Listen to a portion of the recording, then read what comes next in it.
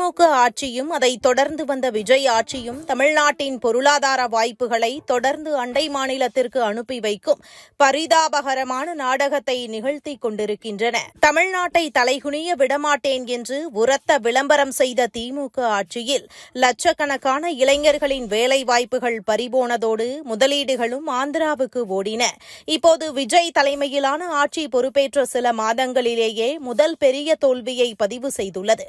இந்தியாவின் 5ஆம் தலைமுறை அதிநவீன ஸ்டெல்த் போர் விமான திட்டமான AMCAவின் சோதனை மற்றும் ஒருங்கிணைப்பு மையம் சுமார் 15,000 கோடி ரூபாய் மதிப்பிலான மெகா பாதுகாப்பு திட்டம் ஒசூருக்கு அருகே அமையவிருந்தது. தமிழ்நாட்டின் கையிலிருந்து நழுவி தற்போது அது ஆந்திர பிரதேசம் புட்டபருத்திக்கு சென்றுவிட்டது.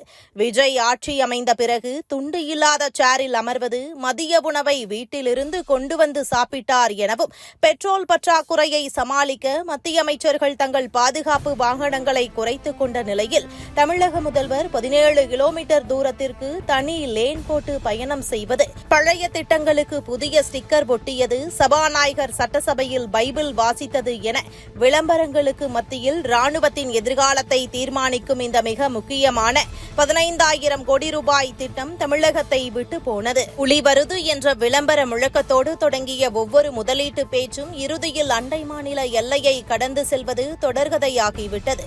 திமுக ஆட்சியில் தொடங்கிய இந்த இழப்பு இப்போது விஜய் ஆட்சியிலும் தொடர்கிறது. ஏற்கனவே அடிடாஸ் காலனி தயாரிப்புக்கான தென்கொரிய நிறுவனம் ஹவாசியும் திருநெல்வேலியில் அமைக்க திட்டமிட்ட 1,720 கோடி ரூபாய் தொழிற்சாலை ஆந்திராவுக்கு போனது.